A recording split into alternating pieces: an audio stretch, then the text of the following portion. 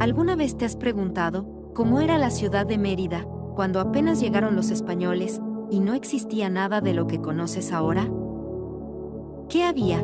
¿Quiénes vivían en ella? ¿Con quiénes se toparon los españoles? ¿Por qué escogieron este lugar para fundar la ciudad?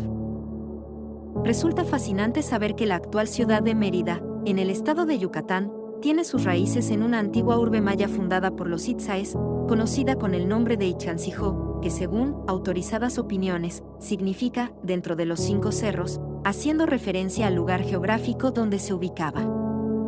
Esta ciudad fue una de las más importantes y prósperas de la cultura maya, y aún hoy se pueden apreciar algunos vestigios de su esplendor en el centro histórico de Mérida.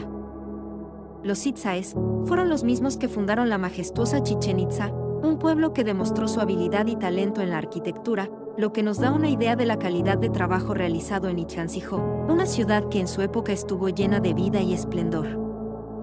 Lamentablemente, esta ciudad maya no pudo conservar su grandeza, había sido víctima de diversas y sangrientas confrontaciones, comandadas por los caciques mayas rivales, que la devastaron y obligaron a ser abandonada.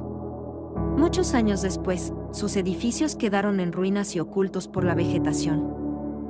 Aunque hoy solo queden pequeños vestigios, en el pasado fue un centro de poder y cultura que dominó la región. Así que cuando llegaron los españoles, se toparon con un panorama desolador, solo hallaron una pequeñísima aldea maya, un villorrio, con unas cuantas chozas de paja esparcidas por el lugar, y unos 1000 habitantes, en su mayoría humildes labradores. ¡Qué contraste tan grande entre lo que fue y lo que quedó de esta ciudad maya!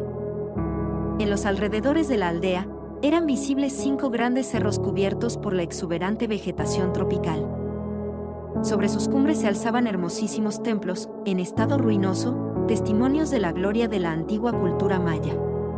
Crecían corpulentos árboles, que abrían con sus raíces grietas en los muros de las soberbias construcciones. Era un espectáculo fascinante, que revelaba el esplendor y el misterio de una civilización perdida. Además de los 5 cerros, había otros montículos más pequeños y dispersos en la aldea, que quizás ocultaban otros templos de la vieja Ichancijó.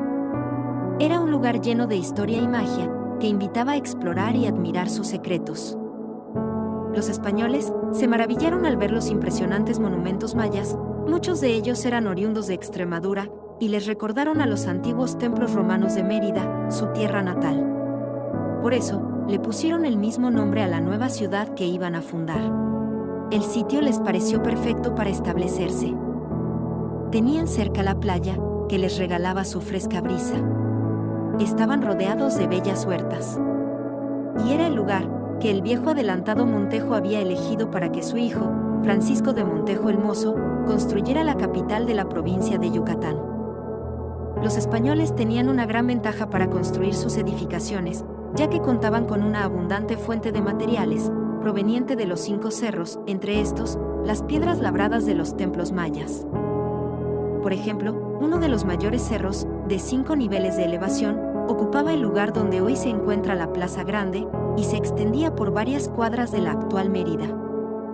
Este montículo fue demolido, para usar sus materiales en la construcción de la imponente Catedral de San Ildefonso, como de muchas casas a la redonda, que pertenecieron a los primeros vecinos de la ciudad.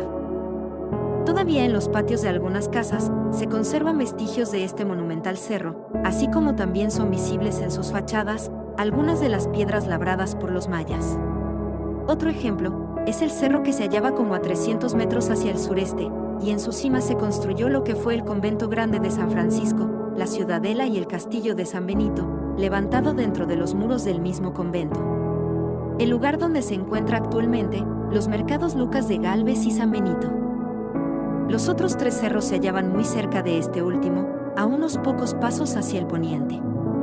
Uno de ellos, muy cerca de la hoy Plaza de San Cristóbal.